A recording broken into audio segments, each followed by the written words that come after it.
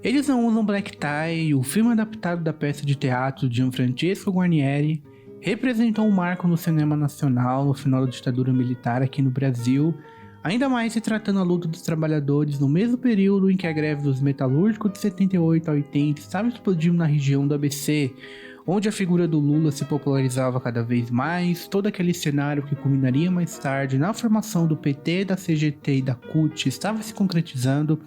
Todo esse contexto histórico e político onde a palavra greve estava na boca do trabalhador brasileiro.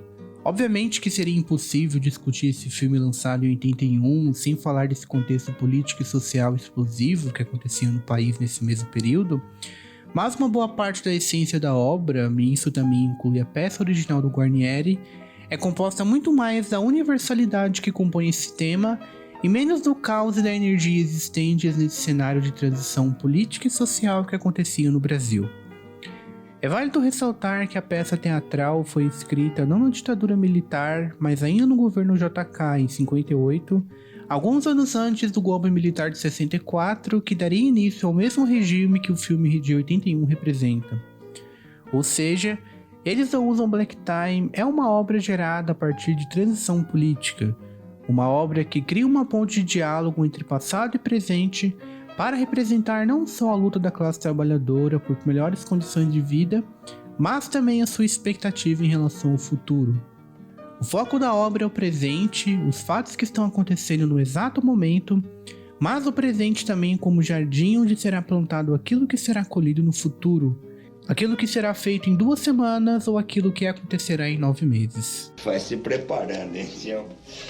Se eles continuam assim, eu não dou 2 semanas e vai estourar uma bruta de uma greve que... O diálogo natural entre passado, presente e futuro, que compôs a essência de Eles Não Usam Black Tie ao longo do tempo, é algo que tornou a obra tão especial em relação a qualquer outro trabalho escrito sobre a emancipação da classe trabalhadora. Nos espaços de debate influenciados pelo naturalismo e realismo literário, junto ao marxismo e anarquismo, sempre existiu uma noção de que o ser humano é um agente total e intrinsecamente vinculado às condições materiais vigentes no espaço-tempo. Desde o Germinal, o romance do Émile Zola de 1885, que se passa em uma França pós-industrial, até o Parasita, o filme do Bong Joon-ho de 2019, que se passa na Coreia do Sul do século XXI, tudo é construído tendo base nas particularidades que existem em seus respectivos contextos geográficos e temporais. Mesmo que no exemplo do Parasita, o próprio diretor tenha se surpreendido com a universalidade que o filme adquiriu com a conquista do Oscar e a popularidade no mundo todo. Isso não significa que Eles Não Usam Black Tie e não tenha características que se referem unicamente ao Brasil e ao meio final do século XX. Mas os personagens do filme de 81, assim como da peça de 58, lutam e sonham por coisas bem maiores e bem mais universais do que esses contextos vigentes.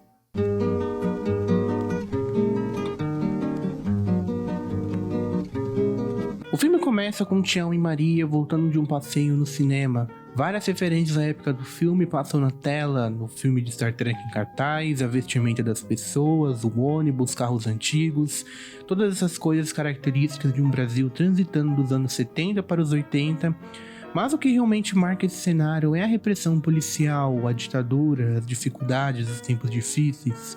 Tanto que o casal volta para casa na noite de chuva, enquanto cenas como um policial repreendendo o violeiro na porta do bar vão passando ao fundo como se isso também fosse parte do encontro romântico.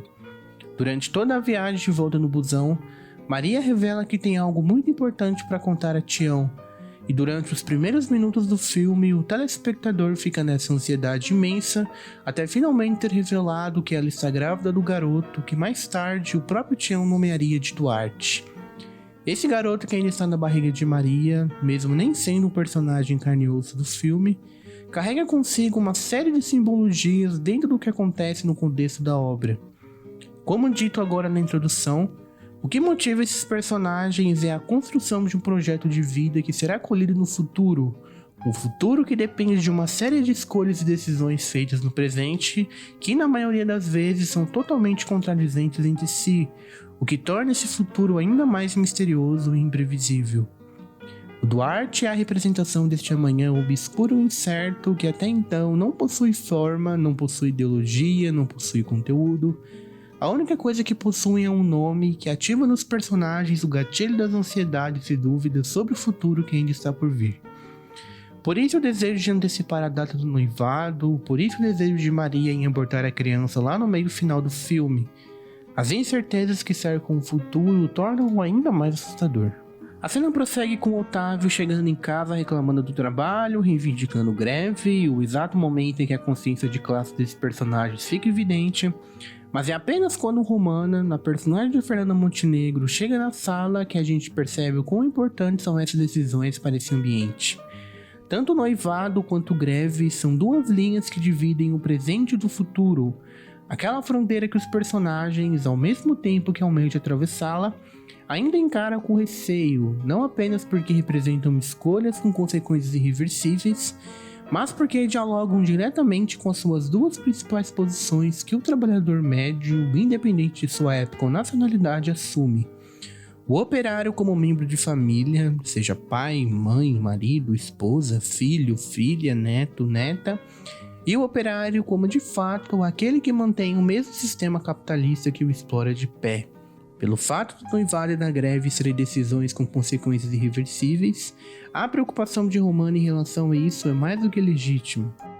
Noivado. Greve. Mesmo que esses dilemas e preocupações cercam todos os participantes desse cenário, é em Romana onde tudo isso é canalizado. O papel que a personagem assume aqui, o papel de matriarca, âncora da família, aquela responsável por impedir que este ambiente desmorone por causa das más escolhas feitas, seja pelo Otávio, seja pelo Tião. É um papel que acaba sendo muito mais importante do que simplesmente assumir um posicionamento ideológico sobre greves ou comícios, algo que foi deixado mais aos personagens masculinos do filme, que de fato são os operários e trabalhadores de fábrica. Aliás, falando um pouco sobre ideologias e posições políticas, uma coisa que é interessante é que, muito provavelmente por causa da herança que o gênero de peça de teatro deixou ao filme, o posicionamento político, ou até mesmo a falta dele, é praticamente onipresente nas decisões dos personagens, quase como se fossem literalmente o papel deles. Existe o grevista moderado como Otávio, o mais radical como Sartini, o pelego traidor como Jesuíno, o fura-greve egoísta como Tião. Posicionamentos bastante definidos, sem espaço para dúvidas ou ressalvas, papéis que são interpretados à risca neste teatro que é a luta pela emancipação do trabalhador. O filme do Leon Hirschman é cinema, mas bebe diretamente da fonte do gênero teatral. Os cenários, principalmente a casa da família de Otávio, são construídos ainda como se fosse um palco, algo extremamente centrado no ambiente, na geografia espacial. O peso tanto político quanto emocional de cada cena é determinado, na grande parte das vezes, pelo ambiente que os personagens estão. A cena da discussão entre Otávio e Tião, por exemplo, onde a fronteira entre política e família se torna cada vez mais tênue, não teria o mesmo efeito se não tivesse acontecido em um almoço de família na mesa. A própria cena onde o Tião e Maria revelam que serão noivos para Romana não teria o mesmo efeito se não tivesse acontecido na sala de estar. As cenas da prisão do Otávio e do assassinato de Braulio não teriam o mesmo peso emocional se não tivesse ocorrido na rua no meio da confusão com a polícia. A sala de estar da casa, a cozinha, a fábrica, a rua, o estádio... O ambiente é vivo, um fator decisivo para o que acontece ali nessas cenas, mas nada que anule a autoafirmação dos personagens como indivíduos. Aliás, eles não usam black tie, parte de uma abordagem da luta de classes que se difere da tradição do naturalismo literário do século XIX, onde existiu uma concepção determinista do comportamento do ser humano, onde o indivíduo se resumia apenas a uma consequência do ambiente que vive. O grande mérito da obra de Gianfrancesco Guarnieri, além de não reduzir o trabalhador a uma mera extensão da condição de miséria que vive, como se ele fosse uma criatura não humana, é trabalhar as múltiplas faces contraditórias que ele pode assumir na luta de sua emancipação. O trabalhador aqui não é apenas uma criatura subhumana, sem livre-arbítrio ou identidade própria, mas um indivíduo que, ao mesmo tempo que pode ter a consciência de classes para lutar contra a opressão que sofre, também é dotado de ambições individuais que podem gritar mais alto que o interesse coletivo. Essas contradições são colocadas aposta, obviamente, em uma situação de conflito, na cena da discussão entre Otávio e Tião. É justamente o momento em que a família está mais reunida, aquele momento onde o trabalhador deveria, teoricamente, esquecer um pouco quaisquer questões sobre emprego, compromissos, problemas, que se transforma não apenas em um momento para refletir e discutir sobre essas coisas, mas também um espaço de disputa ideológica. Afinal, o status de operário, assim como a sua própria condição material, é onipresente na vida do indivíduo, mesmo quando ele está ali presente como pai, marido ou filho. É como se política e família fossem uma única coisa, dois tópicos inseparáveis um do outro. O caráter da discussão entre Otávio e Tião é política, ideológica, mas também familiar. Isso é fundamental para compreender um dos tópicos mais importantes de Eles Não Usam Black Tie, se não o mais importante. 15 anos de ditadura é fogo. Marca, gente. Mas as coisas mudam. E você pensa sempre como se nada mudasse. Para você parece que não existe água corrente, é sempre poça d'água. Precisa enxergar a água correndo.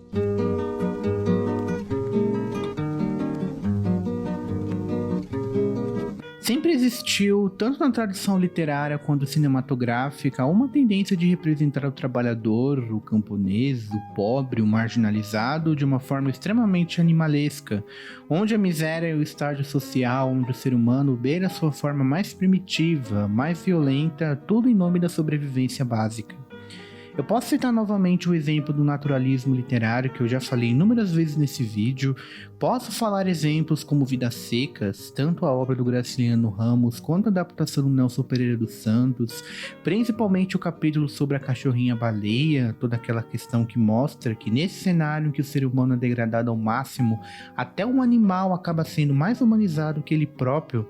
Mas como eu também já repeti várias vezes nesse vídeo, Eles Não Usam Black Tie diferente da maioria das obras que partem desse mesmo recorte de tema. O filme, assim como a peça teatral na qual ele é adaptado, é sobre luta de classes, sobre o quão miserável é a condição do trabalhador brasileiro, mas muito mais do que isso. O filme também é sobre sonhar, sobre a vontade da própria classe trabalhadora de combater e superar essa merda que vive. É justamente aqui que temos o tópico que torna o filme tão especial. O foco maior que a obra do Guarnieri e do Hirschman tem no sonho de emancipação do trabalhador no final da ditadura, ao invés de focar de fato nos problemas que a classe enfrenta e nos opressores que criaram esse sistema, não torna a obra mais alienada ou despolitizada.